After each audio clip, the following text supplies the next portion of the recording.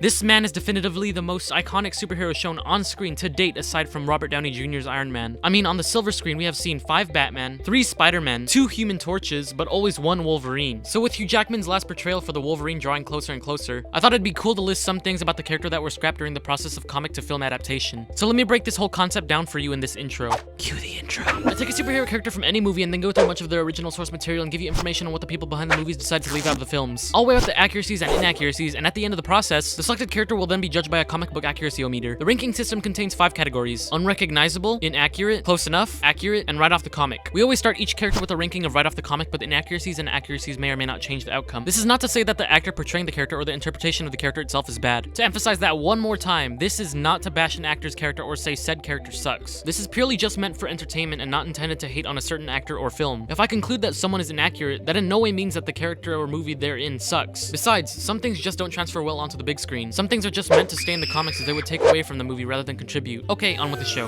I just want to say this maybe one last time. I really like Hugh Jackman's Wolverine. In fact, I really love it. I'll probably cry when he finally retires, so yeah, I'm a huge fan of his. But that doesn't mean his version of the character is totally accurate to the comic book. So one of the most very noticeable differences we find out is that this Wolverine is much taller than the OG version. The original Wolverine is said to be around 5'3", whereas Hugh Jackman is 6'2". It is unclear if the filmmakers intend to use Jackman's height as Wolverine's actual height, as they shot him in unusual camera angles with the intention to make him appear shorter. But seeing this shot, this Wolverine is most likely indeed 6'2" in this universe. We also find out later that when he dons his iconic suit, the film had a very different idea. They gave him a black uniform that matched with his X-Men group. His uniform had some orange highlights, but it was still a far stretch away from the iconic costume. But they did stick to the source material in that they gave him the famous claws made out of the fictional metal, adamantium. And the filmmakers didn't take too much liberty with the character. They still call him Logan, which is one of his very famous aliases, and they made Hugh Jackman look as close as they could to Wolverine by styling his hair and facial hair to the comic book counterpart. So he definitely looks the part, besides the whole height difference.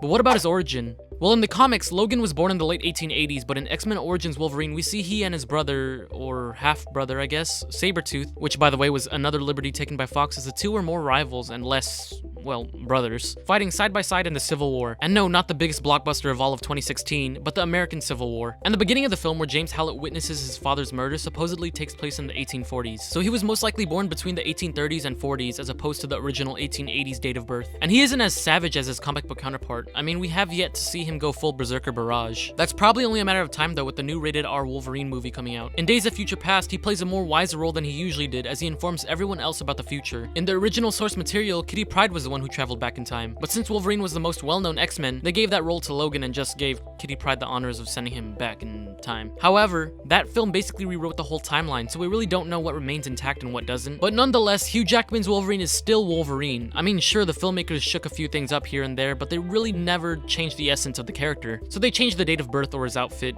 Not much of a loss. I think the thing that makes Wolverine the Wolverine are just the claws. Well, of course, that's an exaggeration. I mean, you can't just slap claws onto Captain America and call him Wolverine, right? But what I mean is that you can tell that that man, the one in front of your screen right now, is Wolverine. Fox gave us that snarky, irreverent Logan we all know and love. They even didn't throw the whole yellow suit out of the picture as they showed a quick tease of it to the fans in 2013's The Wolverine. Granted, it was a deleted scene, but that's not the point. This Logan is a heavy smoker, has the healing factor, and does have a short temper. Mostly towards his enemies though, of course. The movies do hint at the rivalry between him and Cyclops, and we are told that he underwent the Weapon X program. We are given more than enough reason to believe that Hugh Jackman is Wolverine. So though it's not quite exactly right out of the comic books, he's pretty damn accurate.